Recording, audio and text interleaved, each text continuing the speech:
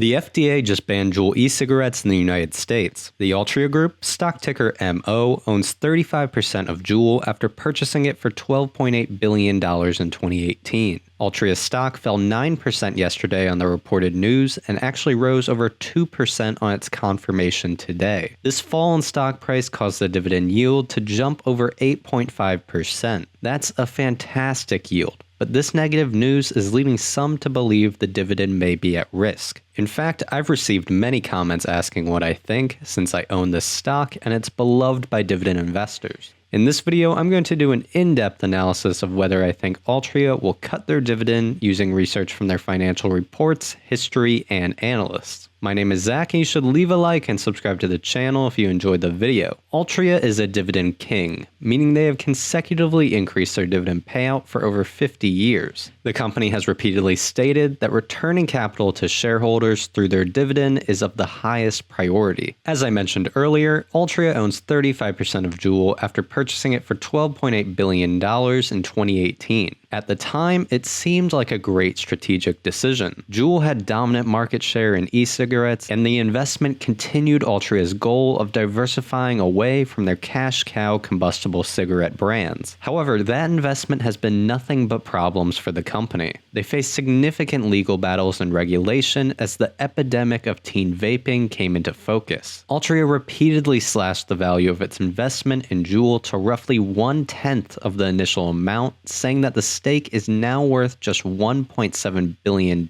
as of February 2022. So financially, this has not been a good investment to say the least. However, these are all on paper investment losses and don't impact the actual free cash flow of the company. Since Altria is a minority owner, Juul's financial performance does not directly impact Altria's bottom line. Altria's free cash flow should not be impacted, meaning they will be able to continue paying their large dividend even if Juul becomes worthless. The Altria Group is much larger than its Juul investment. They own Philip Morris USA, which has the leading cigarette brand Marlboro, and many others. They own U.S. Smokeless Tobacco Company, which has leading oral tobacco brands like Copenhagen and Skoal. They own John Middleton, which is a leading pipe tobacco and cigar company. They own Helix Innovations, which has on! Nicotine pouches. Additionally, they offer services and have strategic investments to diversify their business. Juul is one of these investments. On top of that, they own over 9% of Anheuser-Busch InBev, which is the largest global brewer. They own top brands like Budweiser, Corona, Bud Light, etc. The Altria Group also has a 45% stake in the Kronos Group, which is a leading cannabis company. In my opinion, the company is well positioned to capitalize on the legalization of marijuana. Altria's operating businesses generate sizable free cash flow. In the fiscal year 2021, the company had $8.2 billion in free cash flow. That same year, they paid out $6.4 billion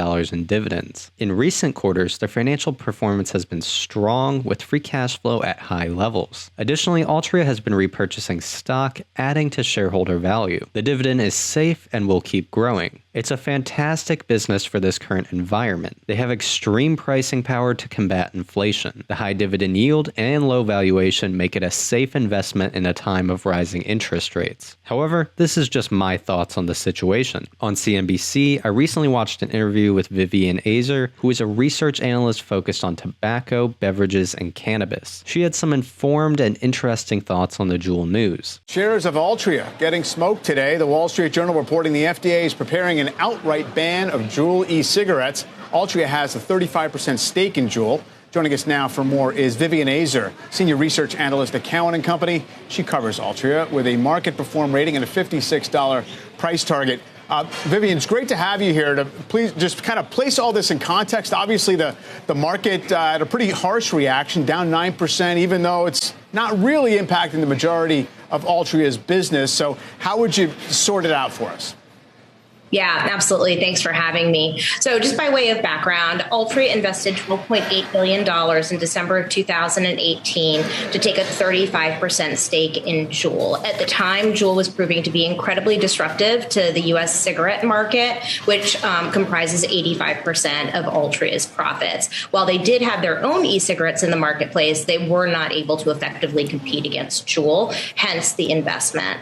Fast forward to 2019, the youth vaping vaping epidemic became incredibly problematic. Juul did try to be proactive. They pulled their characterizing flavors out of the marketplace before the FDA ultimately banned them. That's stuff like mango and cool cucumber. But then as of September of 2020, all of the e-cigarette manufacturers that were selling products in the U.S. marketplace at that point had to submit very comprehensive PMTA applications to the FDA. So the FDA has spent the better part of 2 years reviewing millions of applications in e-cigarettes. They've gone through about 99% of them, and they left the largest players to the end. We have heard from heard from the FDA on a couple of Juul's key competitors. BAT has received some approvals. Japan Tobacco with their Logic brand has seen some approvals. Enjoy has seen some approvals. And Imperial Brands actually got a marketing denial order. And that's what the Wall Street Journal article is talking about today, that Juul would receive a marketing denial order for their applications with the FDA to remain in the marketplace. Now, from an investor's perspective, with the stock where it is right now, trading cheaply as it typically does, 8.5 times forward earnings or something like that, almost a 9% dividend yield, does it make sense to have this reaction to this news? I mean, assuming that this is not going to be a particularly viable business even going forward.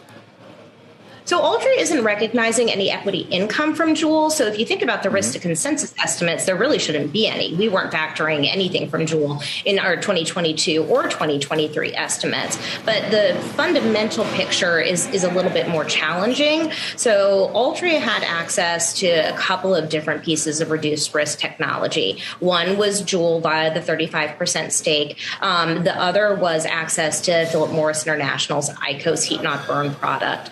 PMI has subsequently announced that they intend to acquire Swedish Match, and the market believes that Altria would lose access to that heat not burn technology. And so the reason we think that the stock has responded so negatively to this news is not the immediate financial implications, but really the position that it puts Altria in terms of diversifying away from the reliance on combustible cigarettes in the face of mounting regulatory policy priorities that the FDA has laid out, including the announcement last night to move forward on very low nicotine cigarettes.